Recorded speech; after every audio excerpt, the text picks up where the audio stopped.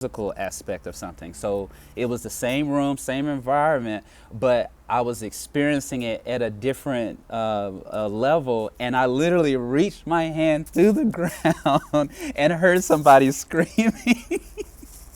So,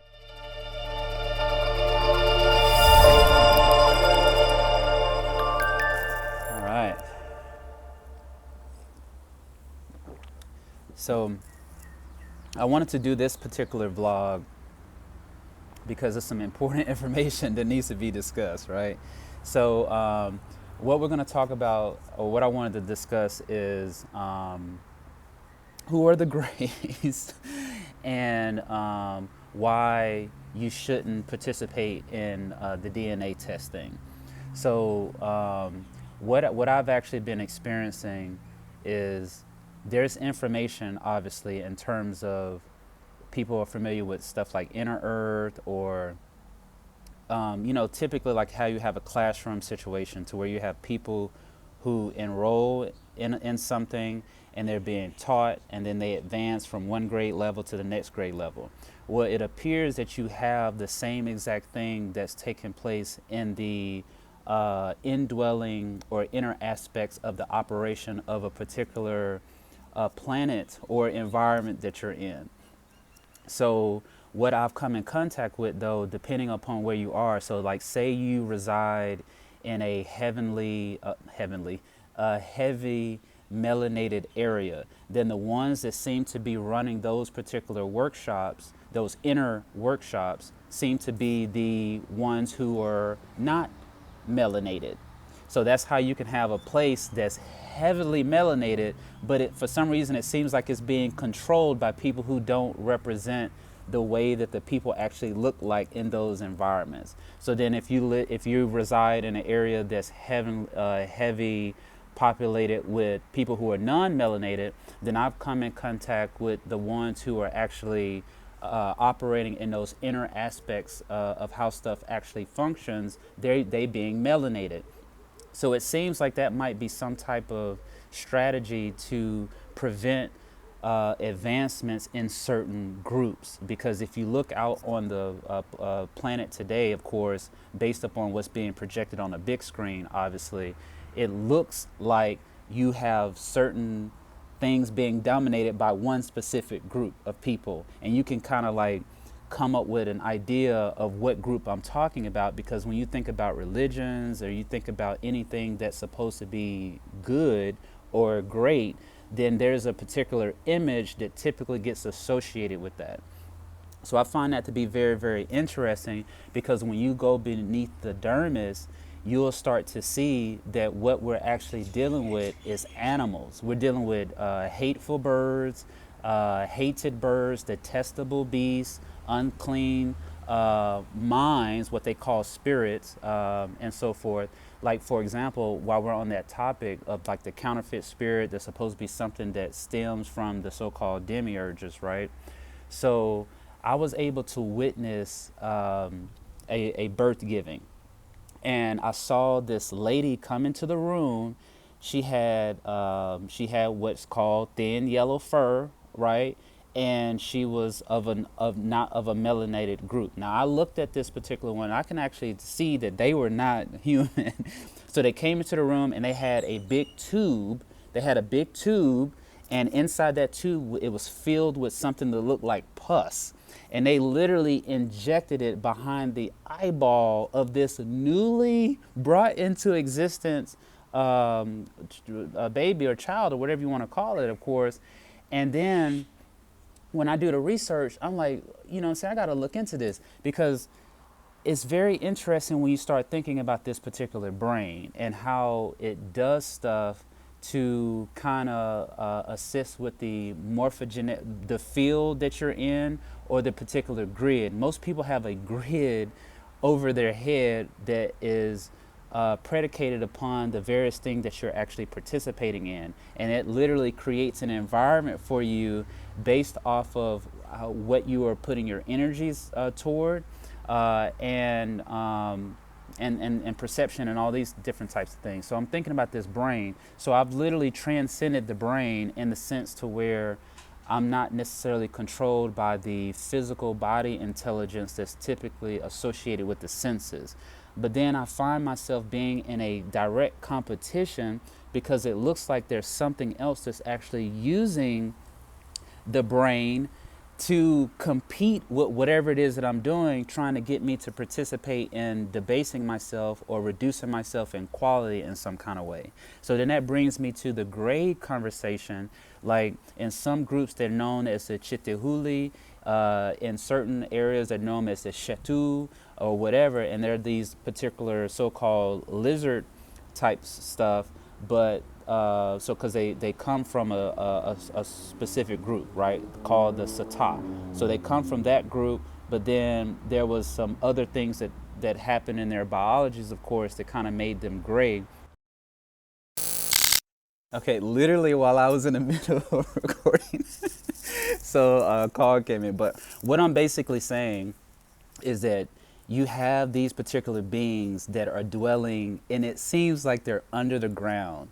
And if they're not under the ground, then it's some level of a separation from one existence to another. Like, for example, I was having a experience and I, literally reached through the ground. My hand went through the ground and I heard somebody underneath the ground saying, "Hey!" like they were scared.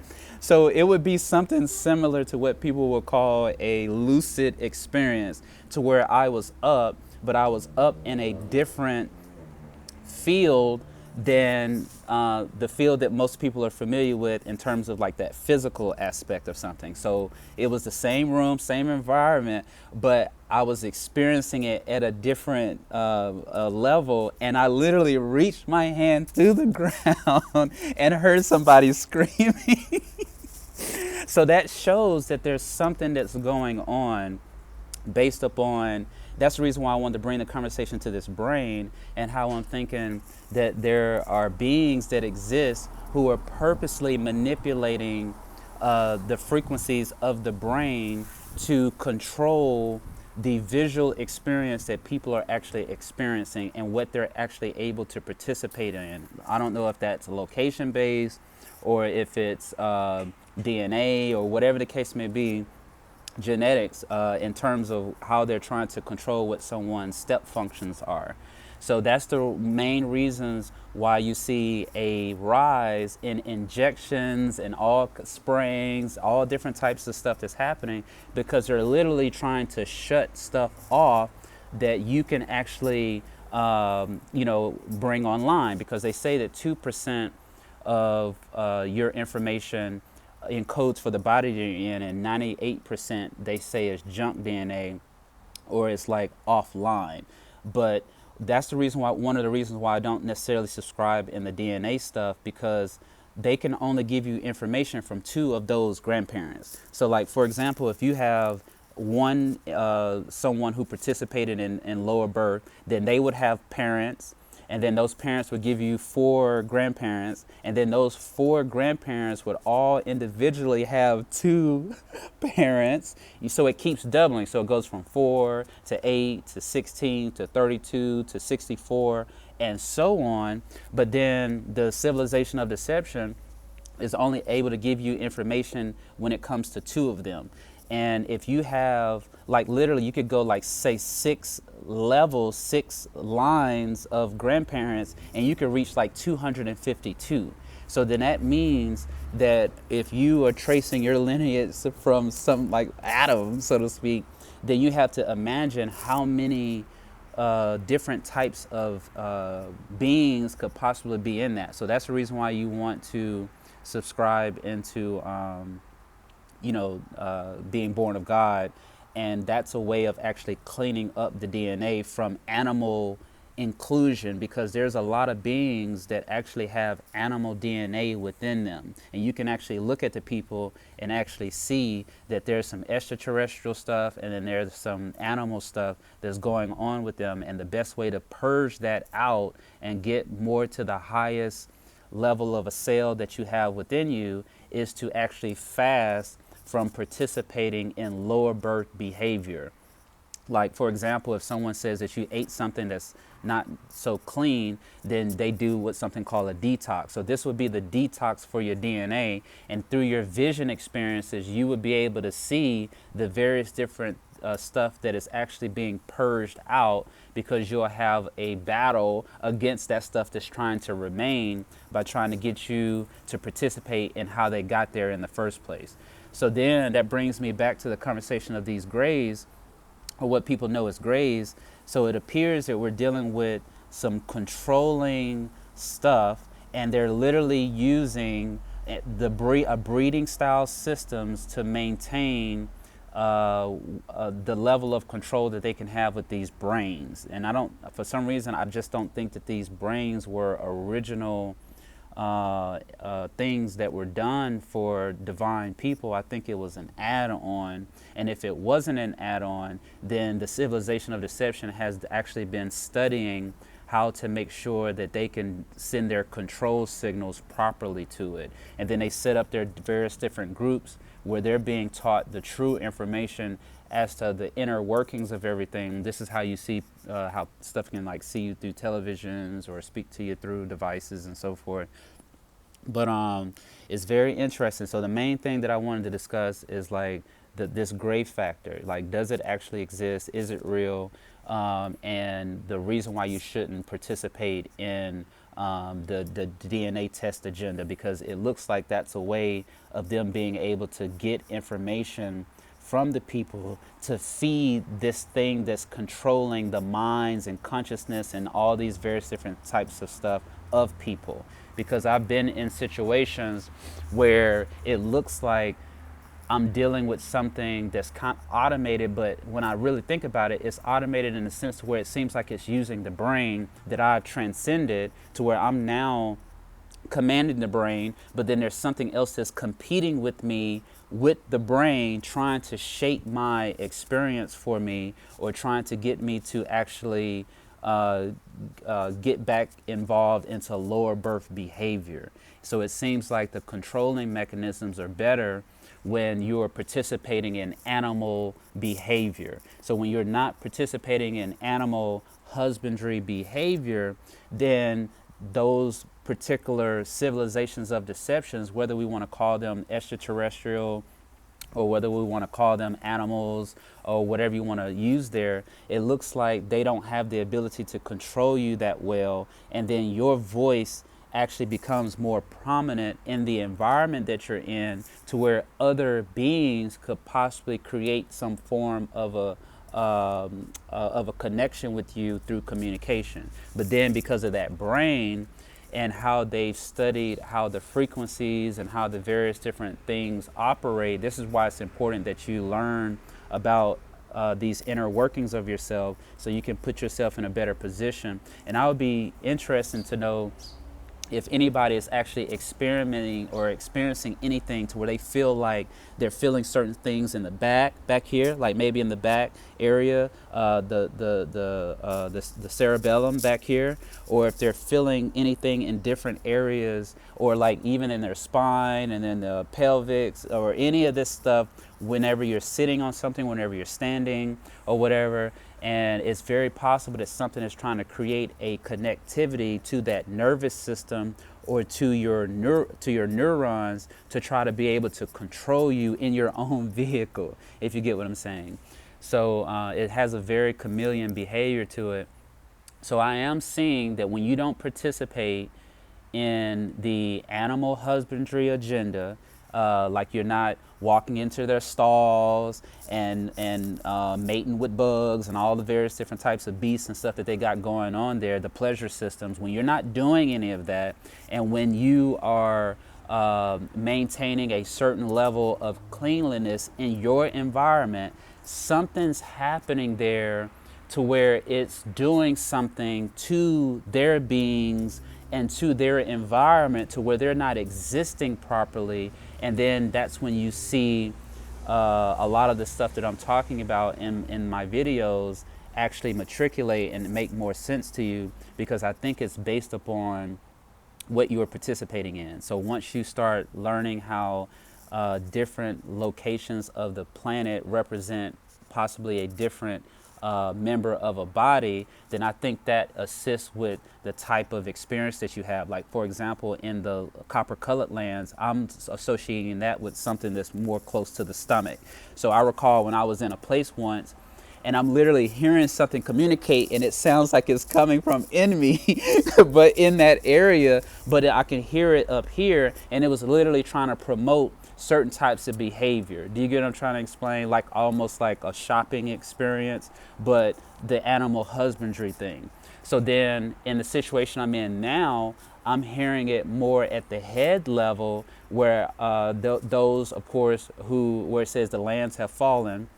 That's what Babylon means. It means the lands. It says the lands have fallen and have become a habitation of hateful birds, hated birds, unclean spirits, detestable beasts, and so forth. So now that I'm there and I'm coming in contact with a lot of the stuff that the book of Revelation chapter 18 is talking about, then there's a battle there. Do you get what I'm saying? So it looks like they can only be in these positions that they have set themselves up in based on keeping people ignorant is when they have everyone participating in animal husbandry behavior, because then they can say that you're not doing what's necessary in order to do it. But then whenever you get exposed to these particular inner dwelling places, you'll find, like, for example, they try to control the visions and make sure you don't see stuff. But then when they can't, and then I'm seeing what's going on, I don't see anybody that looks like me. And I could tell based on looking at them that they don't want me there. Do you get what I'm saying? And I can see that in these types of experiences when I could be sitting, like, doing some research, and then there'll be something happening, underneath me, or some rubbing, or something feeling like it's trying to promote animal behavior.